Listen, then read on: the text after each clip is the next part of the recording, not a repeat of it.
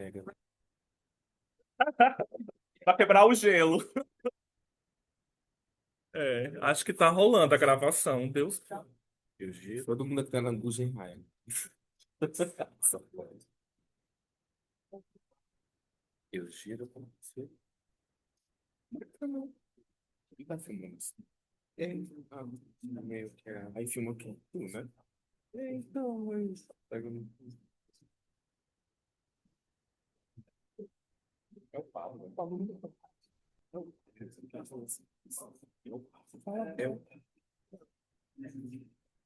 Mira, assim, esse povo. Então, é logo que eu fui, né? Então, uma coisa que vocês não falam, então vocês não vão entender. Gente, bom dia.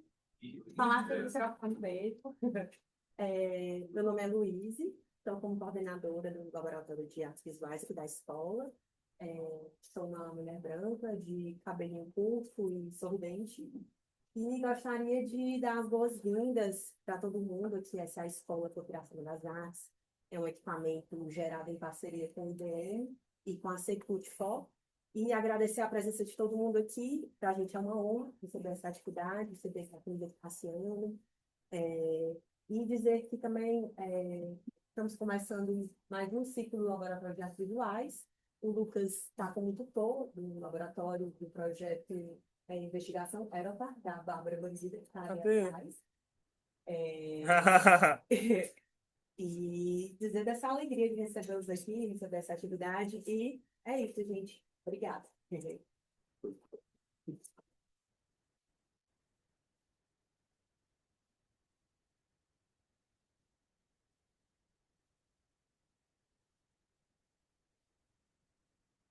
Consegue.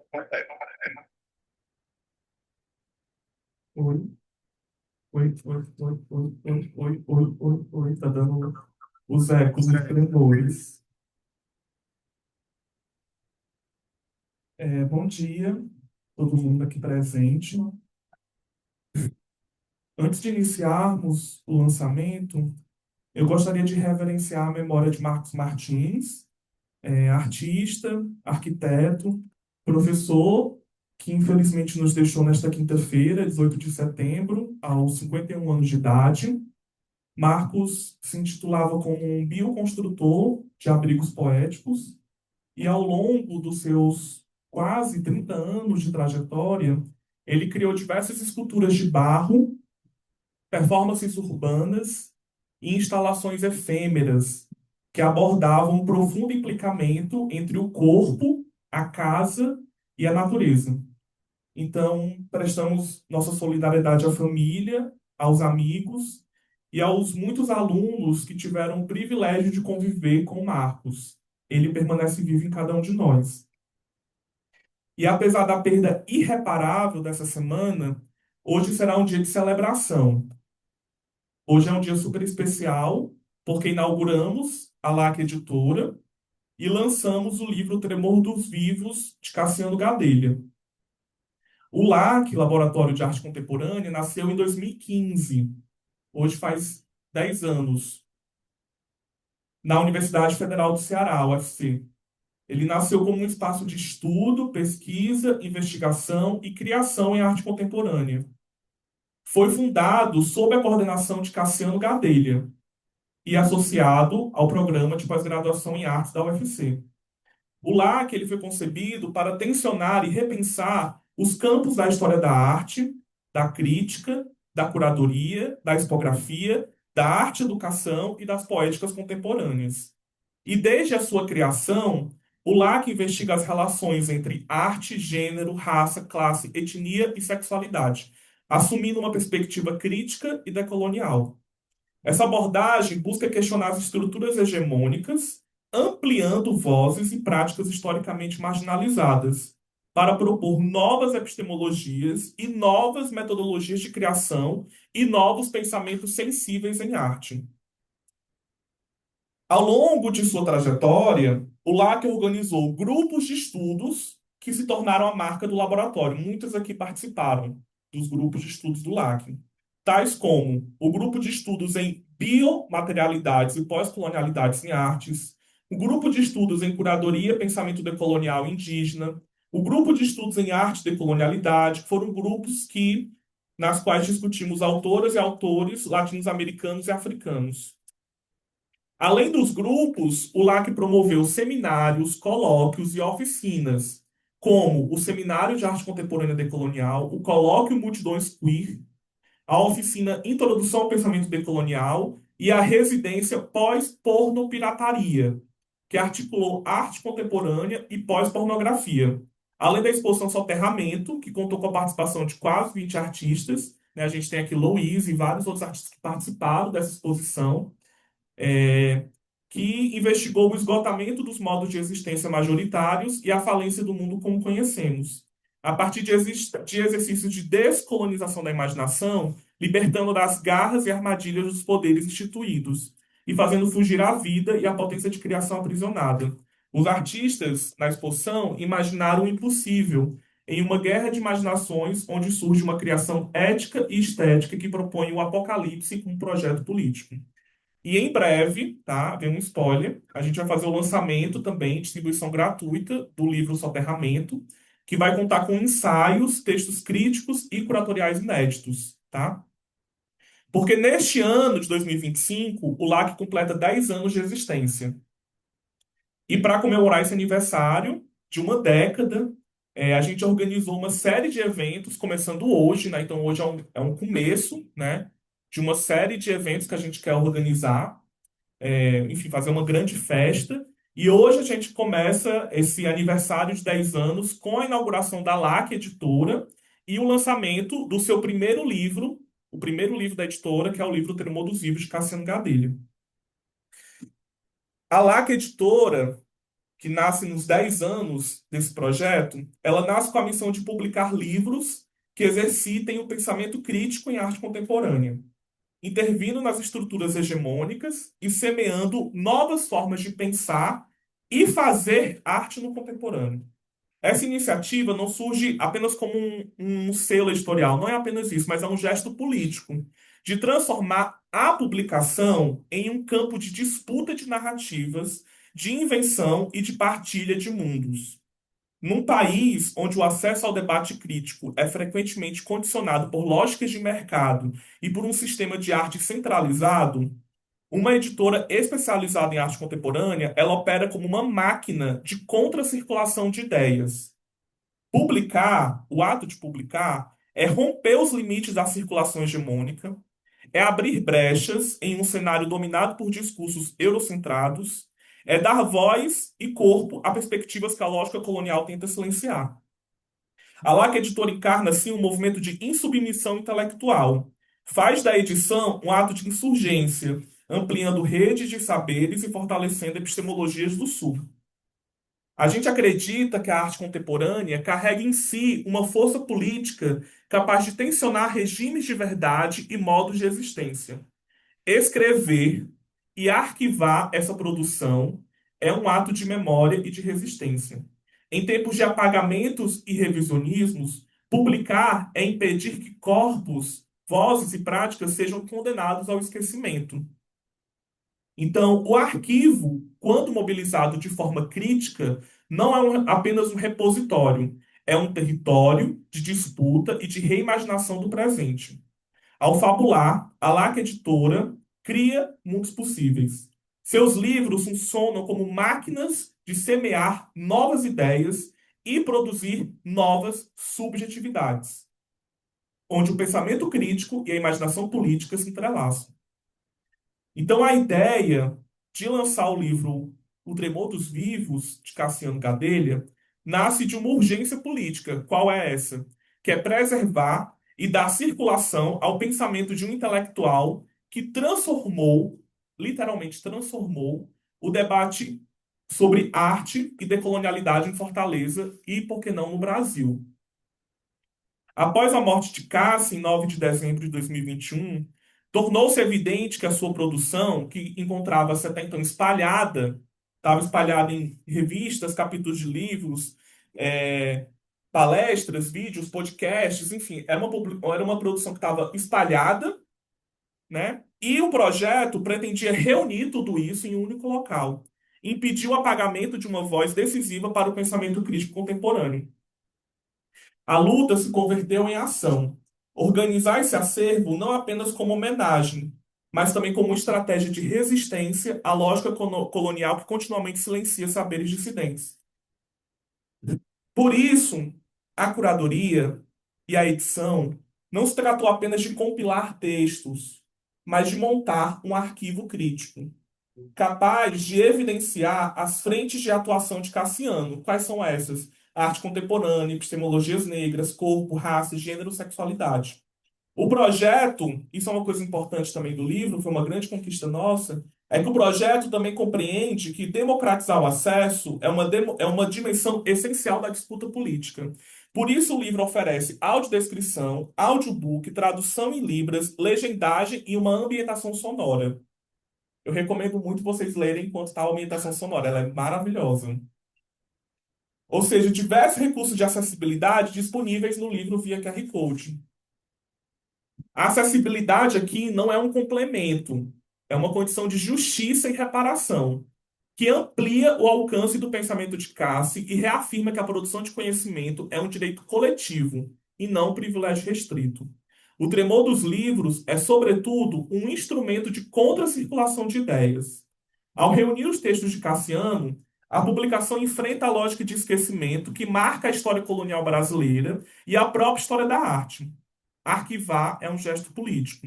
Impede que saberes negros, queer e nordestinos sejam relegados à invisibilidade e reafirma que escrever a história é também disputar o futuro. O livro não apenas preserva uma trajetória intelectual, ele mantém em circulação as forças críticas necessárias para enfrentar o presente e reconfigurar as nossas subjetividades que nele se formam. E para fazer esse livro, a realização dele, só foi possível graças a um trabalho coletivo.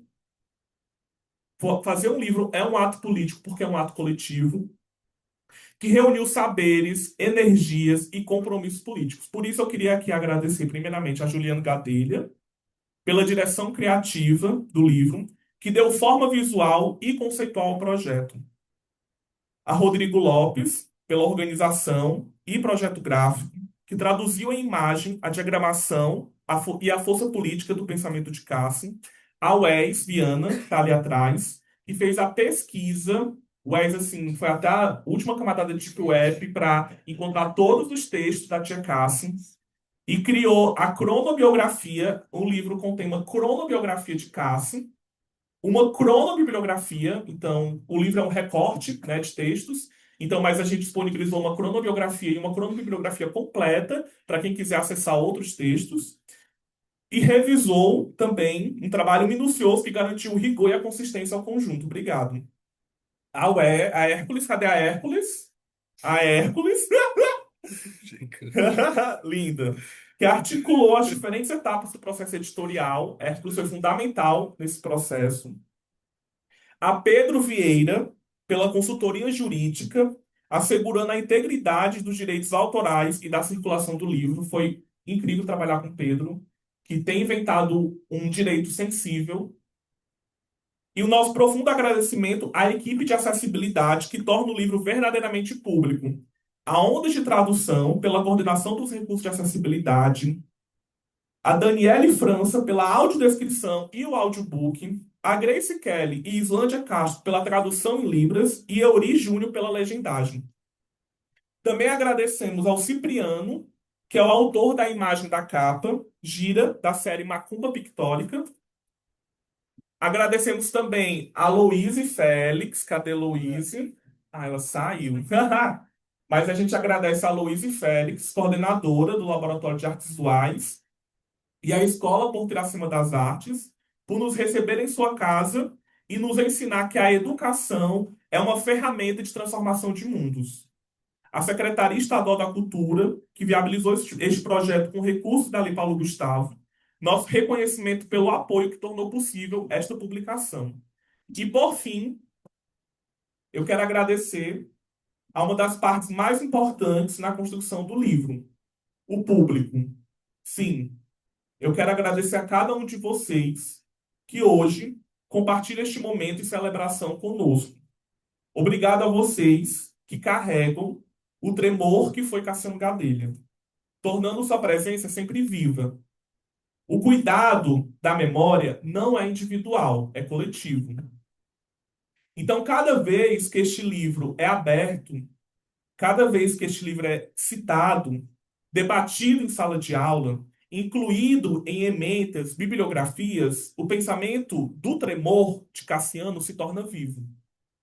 Então, que eu espero que este encontro ele inspire cada pessoa aqui a ecoar o tremor que é Cassiano Gadelha, multiplicando suas ideias em suas pesquisas, práticas artísticas, educacionais e profissionais em qualquer campo do conhecimento que seja que você atue, e que sua voz, a voz de Cássio, continue a atravessar gerações, lembrando que a memória, quando compartilhada, é também uma forma de luta e de futuro. Muito obrigado.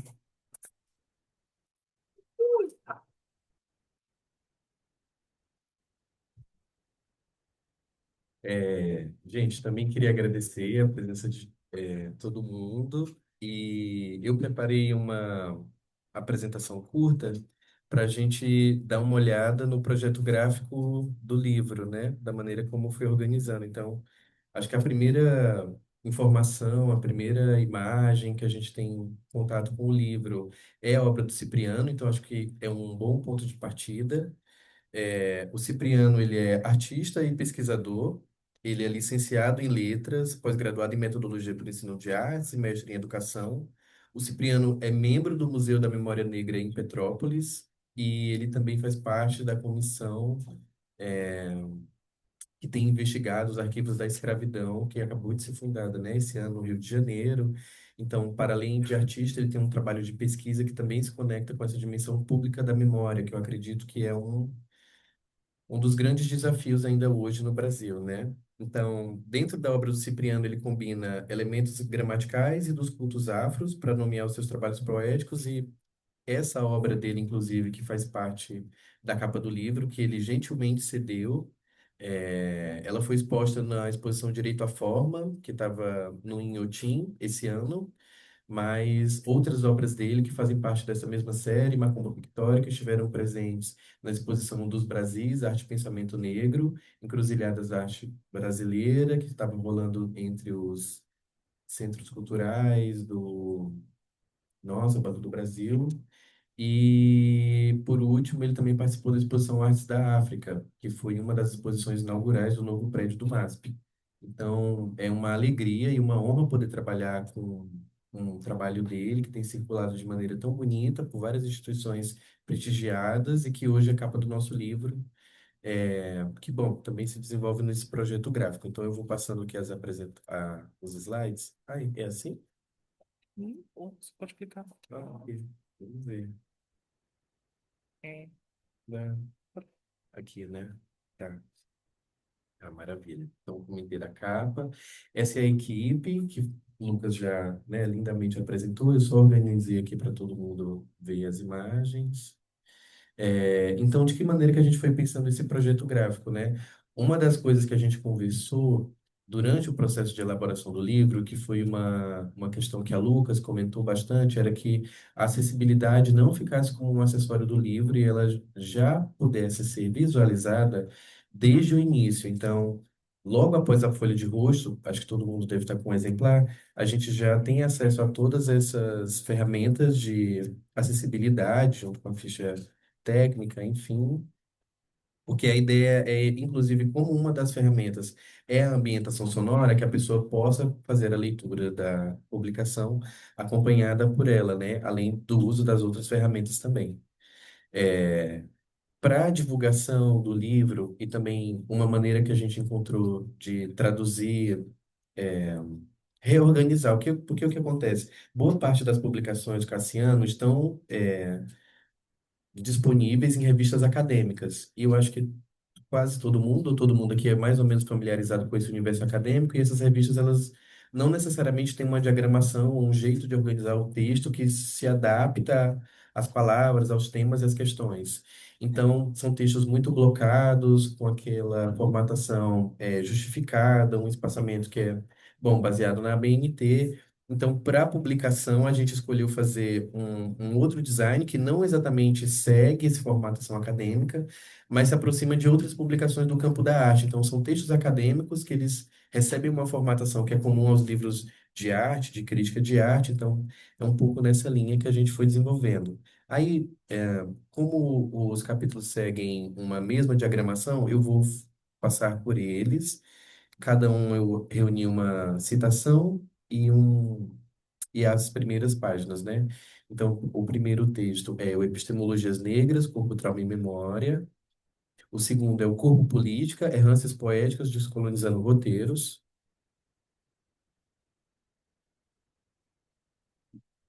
O terceiro é o Cupro Barão, Revirando o Arquivo Colonial e Transtornando Suas Fantasias.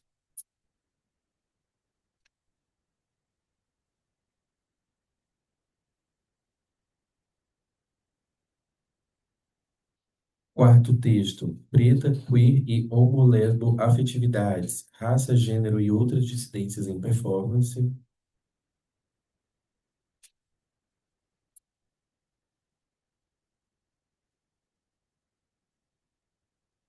Notas de um Arquivo Queer.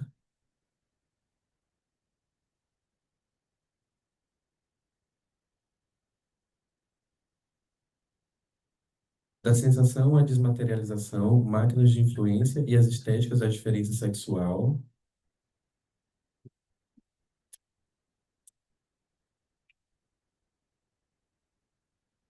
A cor e o tempo.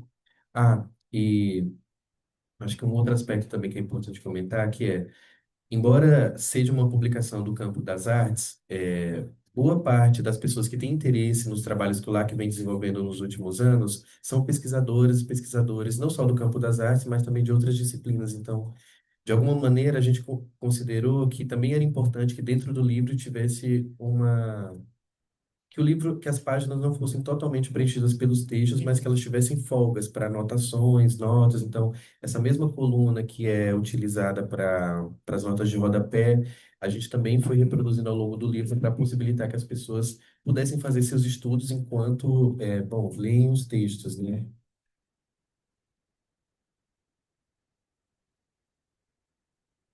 O som da negridade em Ape Shift,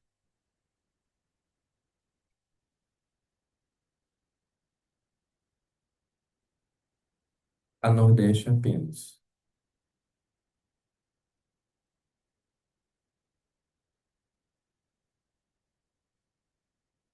Aí esse é o último texto. Eu vou fazer a leitura dessa citação, que diz assim: Ouvi o barulho do mar de casa e a sua profundeza vibrava em meu inconsciente enquanto dormia. Do quintal da minha avó paterna, no Pirambu, em Fortaleza, dava para ver o mar, sentir o seu cheiro. Bom, como o Lucas comentou também, além da reunião dos textos que a gente fez, dos recursos de acessibilidade que abrem o livro, a gente conta também com uma cronobiografia e uma cronobibliografia que foi organizada pela UES. E a ideia era seguir também um pouco esse design das notas de rodapé, mas fazendo essa espécie de linha do tempo. Então, organizando pelos anos a produção, bem linear, mas também para facilitar a consulta, a pesquisa, enfim, o mapeamento dessa produção. E por fim, no finalzinho do livro, a gente tem essa página dupla, que mostra o trabalho do Cipriano, que é esse artista que concedeu o trabalho dele para a gente produzir a identidade visual do livro. E ele também forneceu para a gente um pequeno texto que fala sobre a obra e eu achei que seria legal ler também. O texto diz o seguinte: Macumba pictórica é uma carta de pedido de força para os orixás, como no desenho inspirado pela escrita dos caboclos da Umbanda, em que destacam a força de proteção, de defesa, de cura. Pintura escrita, escrita pintura, que conta a história dos donos da terra, indígenas, e daqueles que foram trazidos à força para a Terra Nova, os povos do continente africano. Escrita pintura de cura do pensamento colonizado, ou ainda, uma escripintura que fala do passado profundo da terra e da além-terra para fundamentar o presente e potencializar o agora, macumba. Poética que encanta para dar voz ao morto-vivente, materializado pelo cavalo, suporte do espírito. Assim, ao trazer tais noções para o campo das artes, na macumba pictórica, o cavalo é a tela, o chão, a voz que encanta e, por fim, o artista. É isso. Obrigado, gente.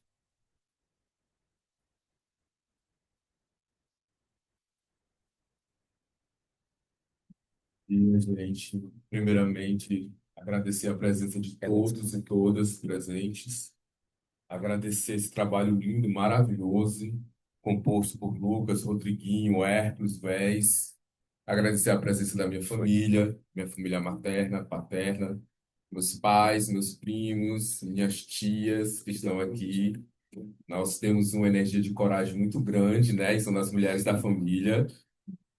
Então, a gente tem a fama, vocês são uma família de intelectuais, você é o Cassiano, mas a nossa primeira força é a lembrança da nossa avó materna, Maria Felícia da Conceição. Vale lembrar que Cassiano defendeu a tese de doutorado dele na Alemanha, em Berlim, na Universidade Livre de Berlim, e ele abre em alemão a tese agradecendo a nossa vovó Felícia, e ele diz assim, a minha primeira feminista, né, que foi a primeira mulher que rompeu barreiras do tempo e, enfim. Então, eu queria agradecer essa energia ancestral.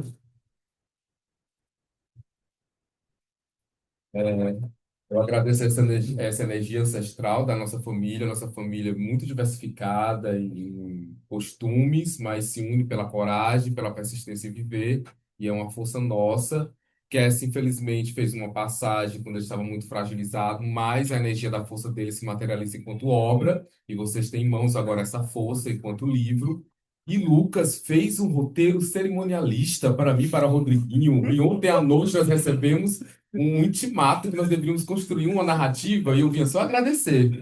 Eu só vinha só agradecer, eu vinha só agradecer e desfilar, né? Que é um dia de alegria. Eu tenho uma relação muito diferente com a morte. Sou de uma família, por exemplo, os meus pais são católicos, a outra parte são do que nós chamamos protestantes ou evangélicos, e tem nossas partes das macumbas, etc. Mas todos têm uma percepção legítima sobre o morrer e o viver, mas a minha energia é completamente diferente. Assim, a minha energia é a alegria, o prazer de viver, honrar essa existência na matéria com dignidade, mas honrar e produzir. Não adianta de passar aqui nesse plano e não deixar nada para os que virão. Então, eu penso o trabalho intelectual e a arte como um meu que eu encontrei de produzir algo para mim, para minha família, para agradecer os que vieram antes e os que virão e os que virão depois. Que é algo que corrobora o que eu chamo de ancestralidade. Ancestralidade não são nossos antepassados, é uma força que ultrapassa esse tempo linear. Então, como eu sou escritor e professor, eu fiz um texto, Lucas. Mas eu não fiz correção ortográfica, e eu sei que meu público são de escritores e professores, mas vai assim mesmo, né? Minha licença poética, né? Então vamos lá. Estou sem óculos, mas vamos lá. Um agradecimento poético para vocês. No rumor secreto da terra vibra um tremor que não se deixa calar.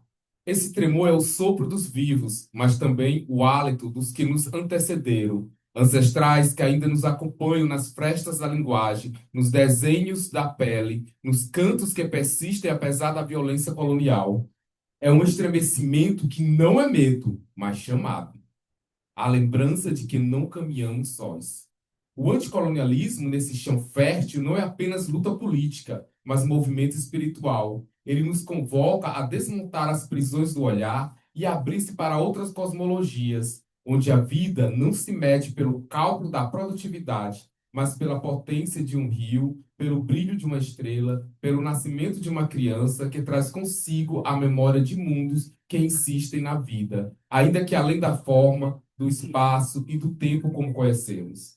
A negritude nesse horizonte não é somente identidade, mas força cósmica que recusa o apagamento, que faz da ferida um portal, da cicatriz um mapa.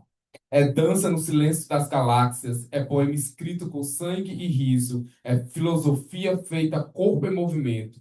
Da mesma maneira, os povos indígenas, e aqui eu abro parênteses, a nossa família ela é afro-indígena.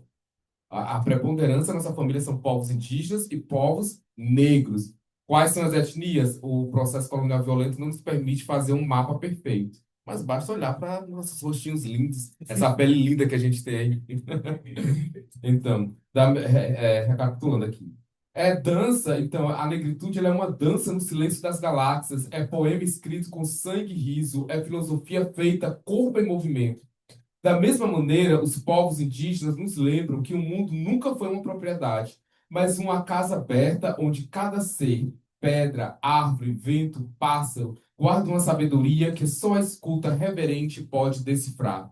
Agradeço com reverência aos guardiões da memória. Quem são guardiões da memória? Eu praticamente canalizei esse termo, que eu nunca utilizei, se vocês lerem meu texto. Porque eu assino na mente, eu sei de onde veio, mas não posso assustar vocês, né? Mas eu sei, veio na minha mente, eu canalizei guardião da memória. Aí veio na minha mente, na minha tela mental, veio a imagem do Rodriquinho, veio da Lucas, veio da Wesley, começou a aparecer uma série de artistas do Entendiar, para me explicar, apresentar que guardiões da memória são vocês, que escrevem, que pintam, que dançam e que honram a história. Então, agora eu vou começar a canalização.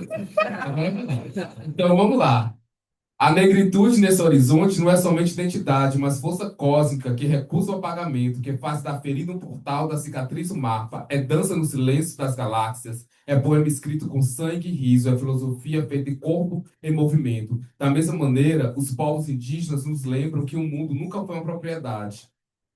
Aí eu passo para agradecimento. Agradeço com reverência aos guardiões da memória. São eles escritores, artistas, pensadores e criadores que, em sua coragem de nomear o indizível, mantêm acesa a chama que o colonialismo tentou apagar. Com seus livros, músicas, filmes, pinturas, performances e danças, eles nos ensinam a reabitar o tempo presente e a reconstituir as linhas partidas, a desfazer os muros entre o visível e o invisível. Que cada palavra escrita, cada corpo em cena, cada imagem projetada no contemporâneo seja invocação. Não estamos sozinhos. Há um coro vasto, há um coro vasto que nos sustenta. Há uma vibração que atravessa continentes e séculos e que se inscreve agora, neste instante, no nosso respirar. É o tremor dos vivos e nele agradecemos. Esse foi um agradecimento. E, para continuar, que tem que ter um texto, né? A mensagem do livro, na segunda página, esse é meu agradecimento, texto de agradecimento. Só que o Lucas ainda disse que eu deveria falar sobre o texto. Gente, é uma coletânea, como o Rodriguinho bem explicou, de uma série de artigos, ensaios, entrevistas, que foram ainda garimpados, porque não é tudo, obviamente, para esse formato do livro. Então, eu não vou fazer teoria ontoepistemológica da arte contemporânea, do colonialismo, da raça, do gênero, da sexualidade. Vocês leem o livro e vocês tiram as próprias conclusões. Mas, como eu também não vou abdicar da minha energia de escritor, eu fiz um texto também. Eu fiz um texto. Agora, esse texto, é rapidinho esse aqui. É uma mensagem, é um texto-mensagem. Lembrando que eu não uso redes sociais. Eu entro nas redes sociais, outro dia eu deleto, adiciono vocês 3 horas, eu boto todo mundo pra correr. Aí o povo fica com vergonha, me encontrando no canto, eu vou lá, abraço, beijo, olha assim, eu te excluí há 3 horas atrás. Porque é assim que eu funciono, é uma energia que eu irradio, tem uma lição, depois vocês vão aprender o que está acontecendo. Mas vamos lá para a mensagem. Mensagem do livro. Como é que eu penso poeticamente para não ficar uma coisa muito rebuscada, muito chata, etc. Mas o livro não é chato não, viu, gente? É o Juliano aqui, senão... Vamos lá, a mensagem do livro. O Tremor dos Vivos é uma poética potente para nomear o campo de forças em que se inscreve as práticas anticoloniais do nosso tempo.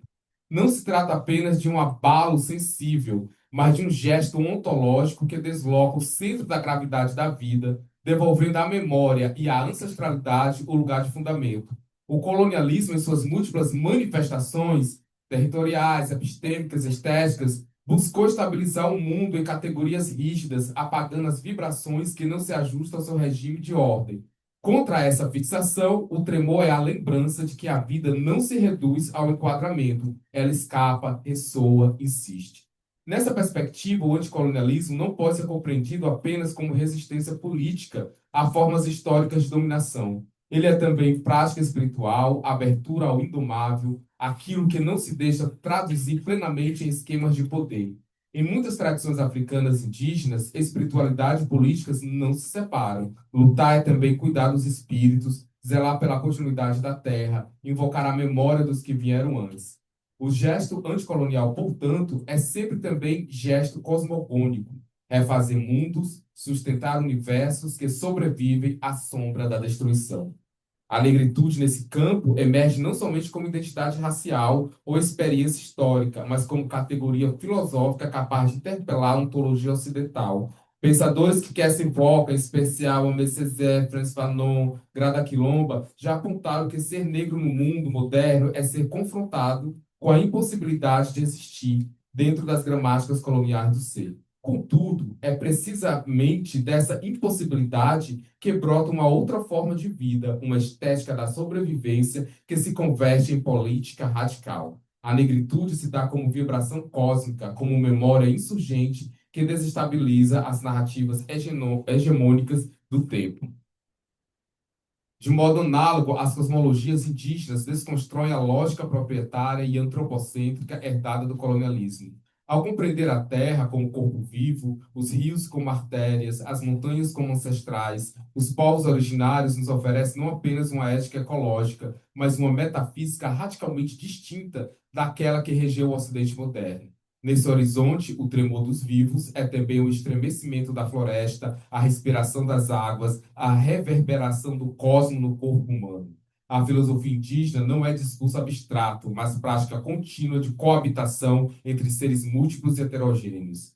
É nesse entrecruzamento que os artistas e os escritores, e eu digo artistas no feminino, no masculino e para além dos binarismos, e escritoras e escritores para além das questões binárias, todas essas pessoas, nossas contemporâneas, que se dedicam a tais temas, se tornam guardiães da memória. Guardiões não no sentido de meros arquivistas, mas como aqueles e aquelas que fazem da obra um lugar de convocação, uma reativação das forças soterradas pela violência colonial. Olha, poderia estar até na próxima edição do Soterramento. Olha aí, olha.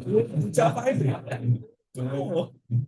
Então, sua escrita, suas imagens, é de vocês, falando com vocês. Suas escritas, suas imagens, suas performances, suas sonoridades não apenas narram a memória, mas a produzem, reescrevendo-a no presente como potência de futuro. A arte, nesse contexto, deixa de ser ornamento para tornar-se tecnologia espiritual e filosófica de resistência e fuga. Agradecer a esses guardiões e essas guardiões é reconhecer que sem eles e elas, nossa percepção do mundo permaneceria empobrecida, refém da linearidade ocidental. Ao abrir brechas na linguagem, eles e elas nos ensinam que pensar é também sentir e que criar é também recordar. Eles produzem o tremor, um tremor que não destrói, mas desloca, que não paralisa, mas vitaliza, que nos faz perceber que toda vida pulsa em rede e que nenhum ser existe em isolamento.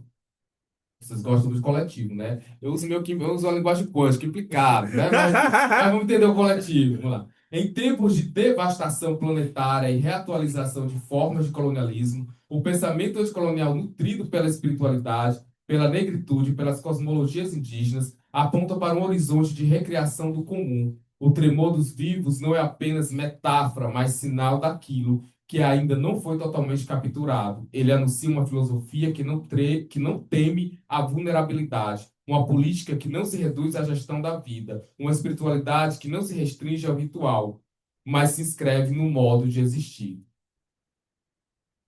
A gratidão, assim, não é gesto de cortesia, mas reconhecimento de dívida. E para citar Denise, uma dívida impagável. Devemos aos guardiões e às guardiões da memória a possibilidade mesma de pensar e viver de outro modo. É por eles e elas, com eles e elas, e através deles e delas, que o tremor dos vivos se torna inteligível. Elas são a ponte entre mundos, e em sua obra sentimos o chamado a continuar, escrever, dançar, lutar, tremendo. O tremor dos vivos é a prova de que nenhuma colonização pode silenciar o cosmo que pulsa em nós.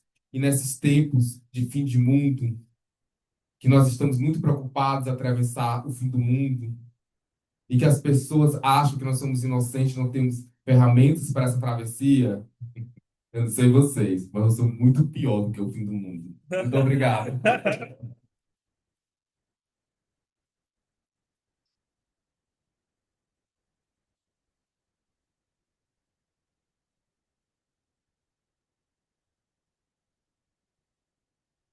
Bem, gente, tá aberto para ecoar as palavras. Se alguém quiser fazer algum comentário, Pergunta, questão.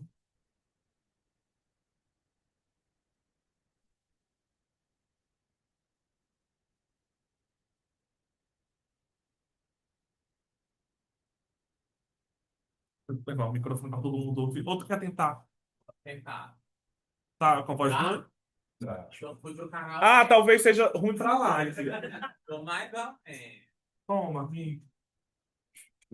Pra live. Oi, oi. Bom dia. É, eu tava, enfim, eu tô muito atravessada, assim, por toda essa encruzilhada que é hoje aqui. Parece quase um excesso de presença, como um tremor. Eu tava me lembrando tanto dos processos de atravessamento, da Tia Cássia, mas também de vocês que estão aí. Né, de vocês três. Eu estava me lembrando, assim, como hoje também é esse é, fundação da Editora LAC, o quão foi lindo acompanhar todos esses processos, essa trajetória. E o quão o que o Juliano fala é um presente, assim, também para esse dia. É um presente, é um pacto, é um tratado, é um fluxo. E que bom que a gente tem isso aqui, né? Que bom que é algo que vocês compartilham, que está aqui com a gente também. Acho que hoje é um dia muito marcante. Acho que vocês foram muito generosos, assim, em compartilhar dessa maneira. E compartilharam. Muito bonita. Eu acho que esse livro é importantíssimo, né? Eu acho que ele deve estar em todos os centros culturais, ele deve estar nas escolas, ele deve estar nas universidades, ele deve estar em outros espaços. Tomara que seja uma primeira de muitas edições ainda. E muito legal entender que ele é um início, ele é um parto, né? Uma gênese, de algo que ainda vai continuar. Então, estou muito agradecido, assim, pela generosidade, pelo tremor. Muito obrigado.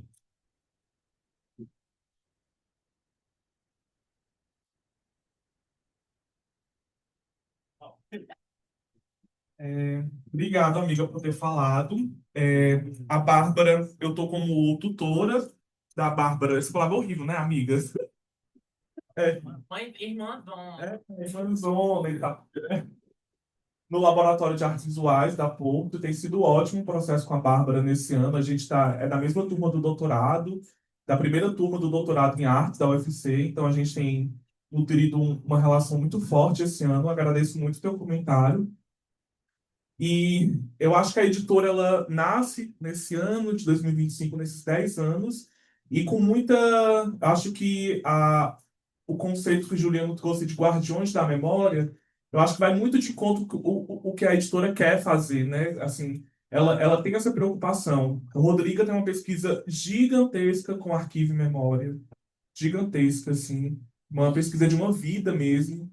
Então, acho que é uma editora que Guardiãs da Memória pode ser uma ótima expressão para pensar ela, pensar as práticas dela. E a gente também está muito animada para receber propostas. Assim, a gente está muito animada em ouvir propostas e a gente pensar junto essas publicações, pensar essa editora como uma máquina de contracirculação de ideias, né? É, Juliano talvez que dá um spoiler, né, dos próximos livros que vem aí, entendeu? Mas a gente vai ter em breve também a publicação da Soterramento, né?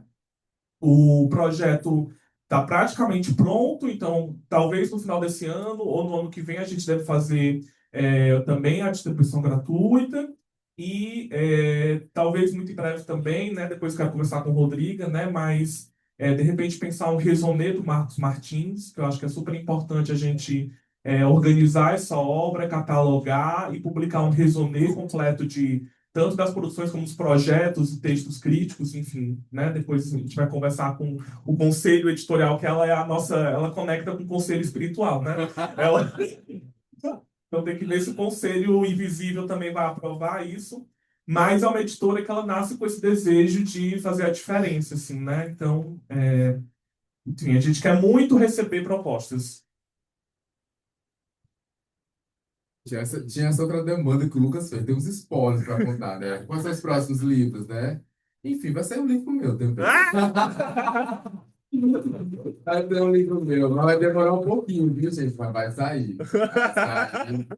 Só que, vai ser praticamente, vamos ver se o papo se cabe, né? Aquele volume do livro. Mas, enfim, vai sair esse livro, é spoiler, sim, conselho editorial, né? A nova conselheira.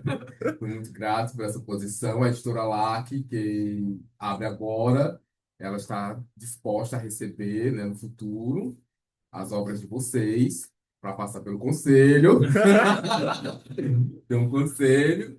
Nós vamos conversando, né? Porque a proposta da editora LAC é publicar as obras dos filhos e das filhas do fim do mundo, né? Não? Então, que é uma frase de Cass, né? Eu lembro a última semana do Cass, ele muito preocupado, ele dizia assim, as minhas filhas e meus filhos, aí os filhos, filhas, meus filhos e filhas do fim do mundo, né?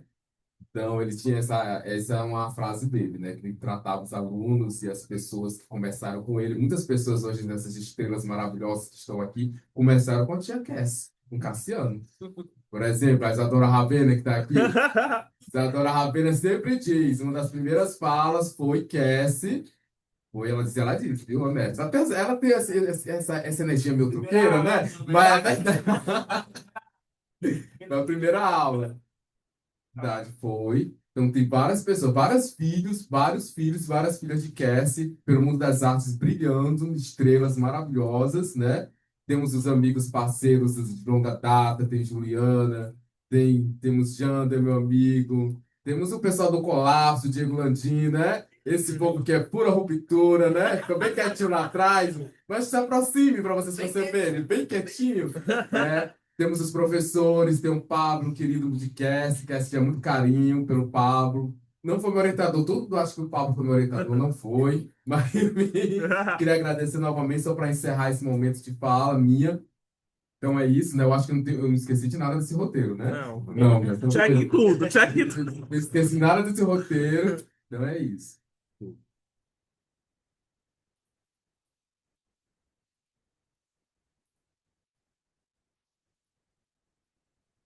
Ainda temos alguns minutinhos, então, se alguém quiser fazer algum comentário. Todo mundo foi falando. De repente, um grupo de estudos, né? Seria incrível. Pois, gente, então, queria muito agradecer todo mundo que veio, se disponibilizou o seu tempo para vir aqui no sábado de madrugada, para poder ir cima das artes.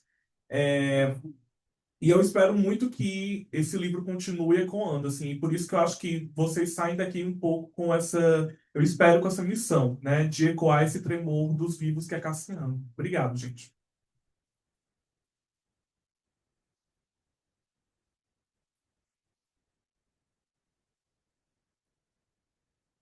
O que a gente faz com isso? E quem ainda não recebeu o exemplar, vem aqui comigo. Aluno 0800, pessoal. É só colocar o nome, CPF e e-mail.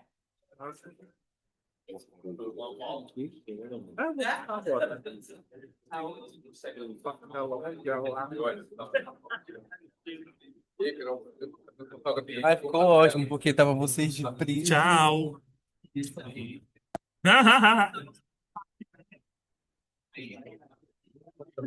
Lá.